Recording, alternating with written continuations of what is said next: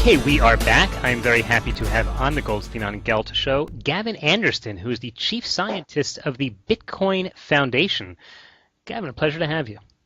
It's great to be here, Doug. So what is the Bitcoin Foundation and what are Bitcoins? Well, I'll start with Bitcoin. The short answer for what is Bitcoin is it's cash for the internet. So it's a new kind of money that is designed to work really well on the internet. And the Bitcoin Foundation is a nonprofit that was formed last year to take this open source software technology and basically help to make it a success. All right, and you say you're referring to only the internet, so it doesn't exist in real life? It doesn't. It is a creature of the internet. It's a digital currency. So although there have been enterprising people who have created kind of physical manifestations of Bitcoin, really those are more kind of a novelty item, and it's really designed to be an online payment system and an online currency. Okay, so let's start with how they work. How does someone get a Bitcoin? You get a Bitcoin. Typically, people get Bitcoins by either buying them from somebody else using some other currency or earning them by, in any other way that you earn money. The thing that makes Bitcoin really different from other currencies is that there's no central bank, there's no central issuer that creates the Bitcoins. So there's this really odd kind of third way you can get Bitcoins, which is you can try to make them yourself. So people all over the world are what are called Bitcoin miners. They invest in some specialized hardware and they run their computers 24 hours a day and use lots of electricity. And they're actually the people who validate the Bitcoin transactions to make sure that they're all, valid transactions. And for that work, they're rewarded with new Bitcoins. That's how new Bitcoins come into being. But then usually, Can you explain a little more what that means? And that sounds like someone could just turn on his computer and print. It's like turning on the printing press. It does sound like, yeah, at first blush, it seems like a ridiculous system. But the software is carefully designed so that only a limited number of Bitcoins are produced, no matter how many people turn on their computers. So there's an algorithm running that adjusts itself so the more people who are trying to create Bitcoins, the harder it becomes to create them so that the same number of Bitcoins is created over time. And that's actually, there's an ultimate limit to the number of Bitcoins being created because the system is designed so that they're created more slowly over time. Mm-hmm. So right now we're producing 25 Bitcoins on average every 10 minutes. That number will actually go down. And I should say they're also, I'm trying to remember the number of Bitcoins in existence. It's around 12 or 13 million Bitcoins exist right now, if I recall correctly. So why couldn't correctly. Someone who is a Bitcoin miner just buy himself 2 more computers and make more Bitcoins? Well, you can buy yourself more computers and try to get a larger share of the number of Bitcoins that are created, but the network is designed so that it adjusts itself so that the more people trying to create them, the harder it becomes so that the supply is always predictable and limited. But for any one person, though, he could, for example, make more and make himself more wealthy in terms of Bitcoins in his wallet?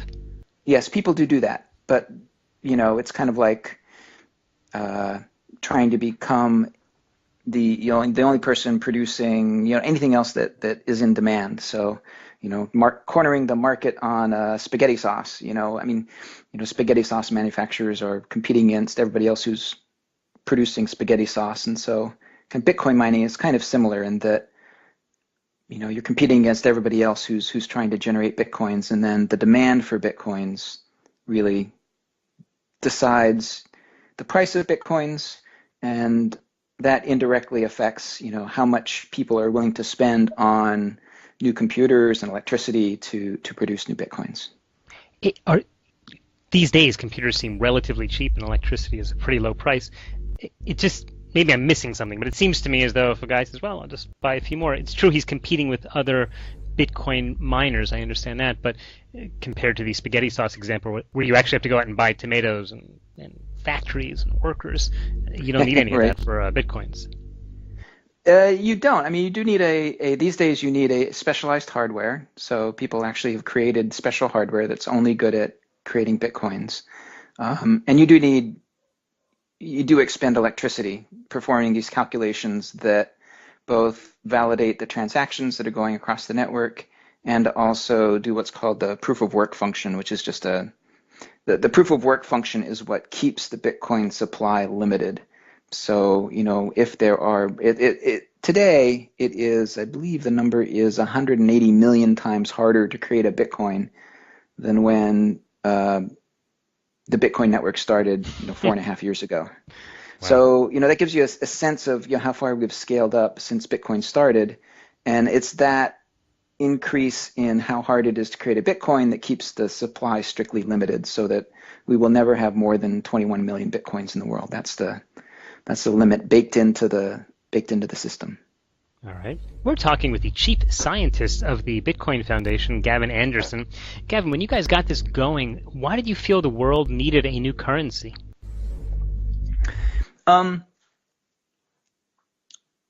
Two things really make Bitcoin interesting for me. The first thing that makes it interesting is it's just more efficient than the payment systems we have today. So I don't know if any of your listeners have ever tried to send money overseas. They might have been stunned to find out, how much their bank will charge just to, move a few electrons over a wire to change a balance in one bank account on one side of the ocean to, another bank account on the other side of the ocean.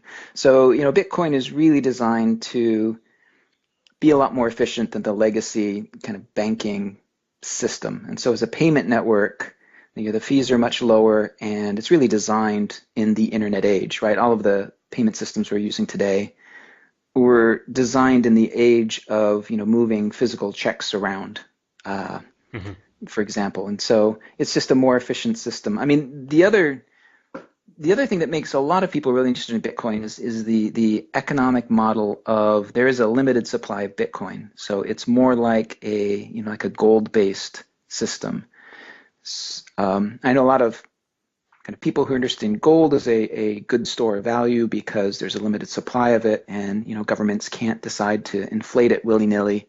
Have become very interested in Bitcoin as kind of the digital equivalent. So, Bitcoin has that same property of there's a limited supply of them. Everybody knows what that supply is and what that supply is going to be.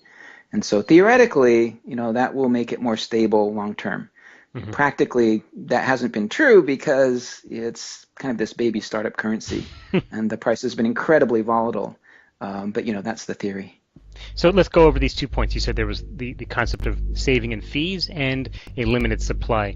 In terms of fees, we have seen other upstarts, some of them very successful on the internet, to help lower fees. For example, PayPal, right? To transfer money to someone tends to be a pretty low price transaction. And of course, they're there to guarantee the transaction. Yeah, I mean, it depends on what you consider low price. So PayPal charges merchants. Generally, customers don't see the charges. It's the merchants who pay, and so all of us are paying indirectly in the form of higher prices. And so it's a pretty easy sell. Bitcoin is pretty easy sell for merchants. Although there's certainly a huge chicken and egg problem of, merchants would love to use Bitcoin because the fees are much lower than PayPal or credit cards or these other systems, but they're not that excited to use it because none of their customers are using it yet because it's this brand new thing. So there's certainly a huge chicken and egg problem there. But, again, theoretically in the future, the incentives are designed so that Bitcoin will remain a very low cost way of sending money anywhere in the world. And the notion of being able to send money anywhere in the world is also kind of pretty new. It's just as easy to send a Bitcoin to your next door neighbor as it is to somebody in Africa or America or Australia, which is where I happen to be at the moment. Okay. I know that generally people tend to transfer money to someone who's close to them as opposed to sending it to Africa because we just don't have much of a need to do that. Yep, and that's certainly true. And for most people right now, there's not a super compelling use case for Bitcoin, right? I mean, your credit card, your bank account probably works really well for you right now, and there's really not a whole lot of reason for you to start using Bitcoin. And so that's one of the problems that a lot of entrepreneurs all over the world are trying to find the places where Bitcoin really does make sense and to start there. So, people are talking a lot about remittances, which is, sending people working overseas and sending money back home. A lot of people think, and I actually think that, that's a market that, costs people a lot of money who can't really afford it. And really, Bitcoin could be a really great solution for that. Mm-hmm. Let's talk about the second point you raised, which is the ultimate limited supply of 21 million Bitcoins. Won't that ultimately then cause the value of each Bitcoin to go up as more and more people need it? Yes, I mean, we've seen that already. When I started, when I first heard about Bitcoin, I did not create Bitcoin. I heard about it, I think a year and a few months after it had already been started. But when I first heard about it, Bitcoins were worth less than a US penny a piece. And today, as we sit, they're trading for over $100 a piece. So, I mean, we definitely, because there's a fixed supply and because, the longer Bitcoin is around, the more people start to use it for things and the more desirable it becomes to have them. That does drive the price up. And now the 21 million, I should say, is a little bit misleading because Bitcoins are very divisible. So it's not like, typically dollars you can divide into pennies and that's as far as you can go. Bitcoins are divisible down to 8 decimal places. So, one Bitcoin can be divided up into 100 million little pieces. So, the people who expect Bitcoin to continue to be successful expect that, we'll be talking in terms of prices in, fractions of a Bitcoin instead of whole Bitcoins, hopefully in the future. And there's general exchange, or I guess it's really managed by the Bitcoin Foundation. Who's paying for all that? The exchange of Bitcoins for other currencies, you mean?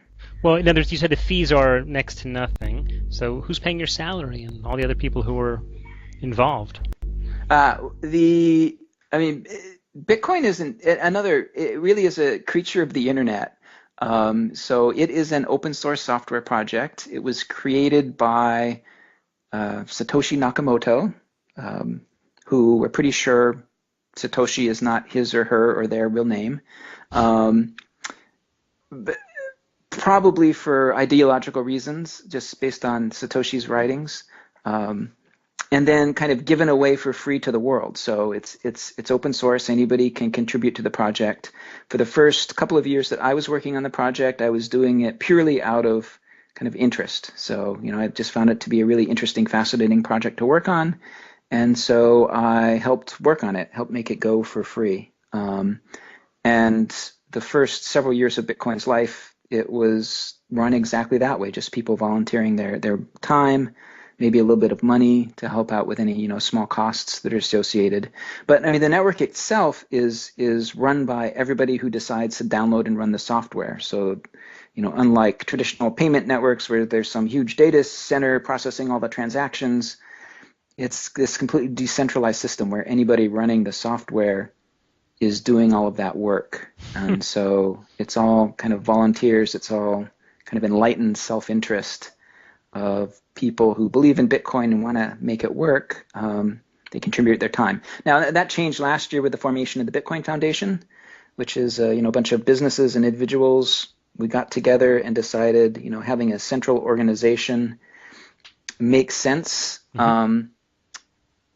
Just to do things like, talk to government regulators or talk to reporters, or we organized a conference in Silicon Valley.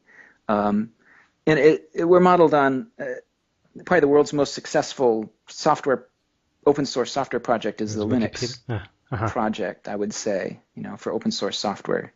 Wikipedia is probably the world's most successful open source website. But we model ourselves on the Linux Foundation,